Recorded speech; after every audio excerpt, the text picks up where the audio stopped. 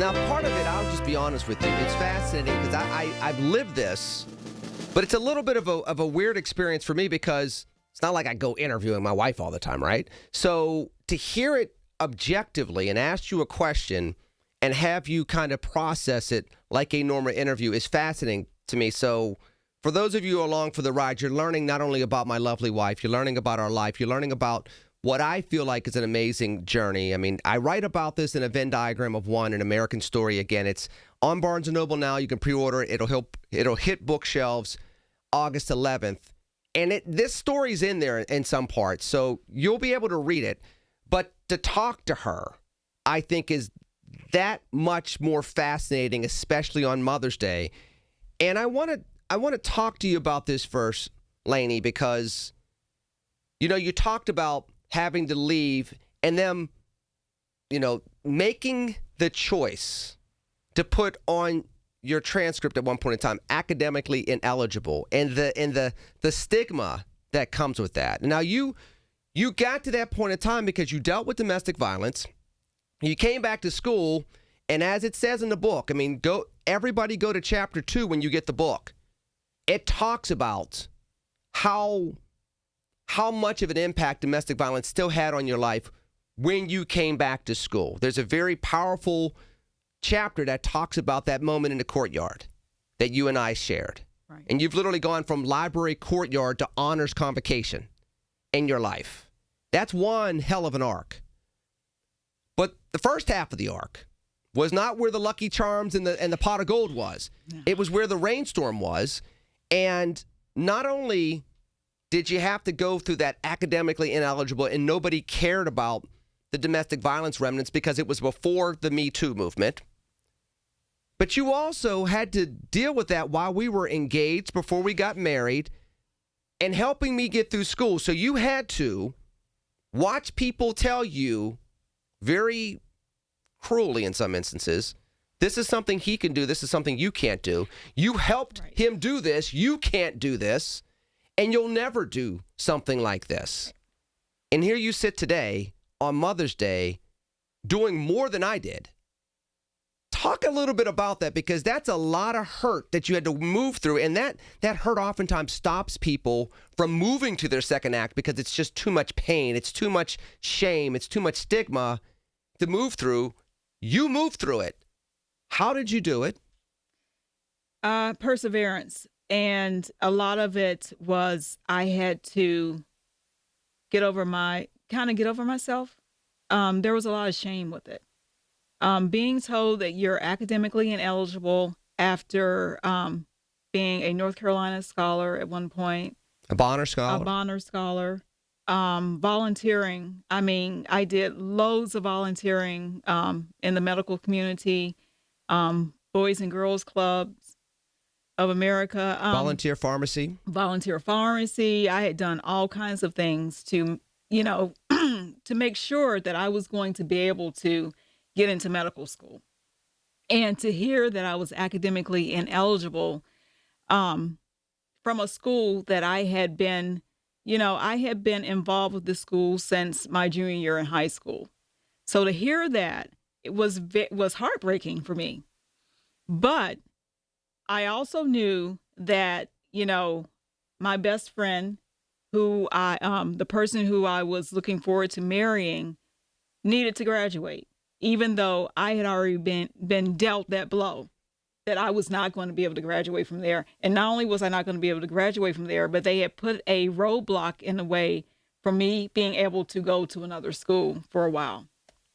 So I had to get over myself and tell myself that, hey, I love this man. I want to make sure that he's going to be able to graduate, even though I'm not going to be able to graduate. And I just kept that in my mind that, sure, I'm not going to be able to graduate. They got one of us that, they kept one of us from graduating, but both of us, they're not going to keep both of us from graduating. And so I just did it.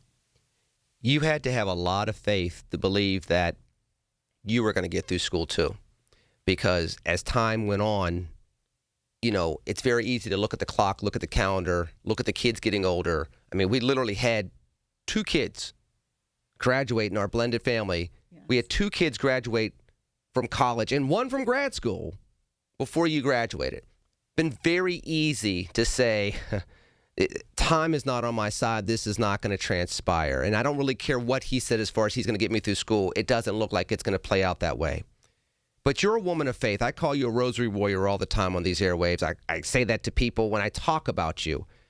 Talk a little bit about the role of your Catholic faith and prayer to get to the point of time of first belief to get quote unquote over yourself, and then have the belief to have the perseverance to then do the schoolwork at 2 o'clock in the morning, 2:30 in the morning, when you're the only person up in the house. You know, being Catholic, being Christian, I always look at, I call her Mother Mary. She went through way more shame than I did. Much more shame than I did, having a child that is, the Son of God. And she was supposed to be a virgin. And she's people supposed are like, to be a well, virgin. what's that bump on your belly? Exactly. She went through way more shame than I did. So in my prayer too, my rosary prayer, it helped me to remember that, yes, it does feel shameful, but if she can persevere and she can get over that and get through it, surely I can get over this, which is not even nearly as much as she went through and her son went through. That kept me, grounded and able to get through. So you get through, and this time last year, you're on a plane flying to the Galapagos Islands, something you wanted to do since you were 19 years old. And you didn't go there for a vacation. You went there and you studied ecology. You studied the environment. You were there with your mentors from school. You went there with the high-achieving students, that cohort, which you were part of. And you were down there, and you weren't just hanging out in Ecuador. You were in the cut for days. Tell me what that was like, because everybody sees the iconic picture of you sitting on a sea turtle shell. But you were there doing the work. What was that like as you're doing the work and realizing, okay, maybe I am in my 50s now, but this is something I've wanted to do for decades, and here I am. What went through your mind as you were doing it, and what could you say to women across the demographics that are going to be listening to this interview that have their own thing they want to do? Maybe they want to go from paralegal to attorney. Maybe they want to go back and go from GED to college graduate. You had that moment down in South America just last year. What was going through your mind that you can share with those women so that they can leverage that as well? Well, first off, it was amazing to be able to go to South America, go to Ecuador, and then go to the Galapagos Islands. Not a lot of people get to go to the Galapagos Islands, and then I'm in my 50s and I was able to do that. So I was thrilled, amazed. When I first got on the plane, I still did not believe that I was actually going there until I landed in Ecuador. As far as what would I tell them, come up with a plan. And yes, you're going to have to adjust your plan along the way because things are going to happen. But, just keep the end in mind. Remember why you started this journey. Come up with your plan. And as you go along your journey, go along your path, remember why you started it and what your end goal is. Keep that end goal in mind as you go along. And I had to do that, which is not very easy because there are always obstacles or, unplanned events or things that come up, that pop up and get in your way. But you have to keep reminding yourself why you're on this journey. 2 other questions before I let you go. One before the break, one after the break. Talking to my lovely wife, Lenny McAllister. As you can see, she's the one that keeps me young, because if she gonna be that fine, I can't be ugly. Or I'm not great looking, but I can't be looking like Shrek being married to her. That said, when it came to doing this, and it came to keeping on that plan, this isn't the same exact plan that the 3-year-old had playing Operation. It's not the same plan that the North Carolina scholar had graduating with honors from an IB school. And it's not the same plan that you walked on the Davidson College campus with in the fall of 1991 when I first met you. but they're similar plans. What would you say to those different iterations of yourself about how this plan eventually played out? Because there's a lot of self-forgiveness that you had to do that a lot of people with second acts had to do. I had to do it. So talk a little bit about, when you look back at those other iterations of Lannie, how you jibe all that together to say those plans were different than what we had then, but here we are now. And how could other people leverage that journey that you had to get to yesterday on Mother's Day weekend so that they can get to their own summit on the mountaintop? I would tell each one of those iterations of myself that it's okay that the plans changed, because along that journey, you learn different things. You learn things, you gather new information, you learn new things that you were able to use to get to the next step. Maybe I needed to go through some of those, those hard lessons. Others, I don't think I needed to, but some of those things I learned along the way have definitely helped me get to, where I am now as a graduate. What do you want to do with the degree next? I have ideas, but share that with them before we go to break. What would you like this ultimate,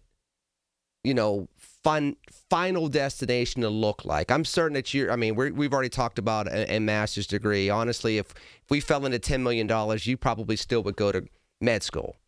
But what do you see yourself doing now that what seemed to be impossible is not just possible, it happened? You went to the Galapagos. Right.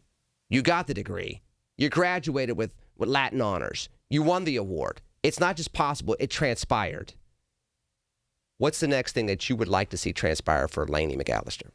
Well, the next thing is, maybe if we did have $10 million, maybe I would go to med school. But then there's the element of time. I don't know if I would still want to do that.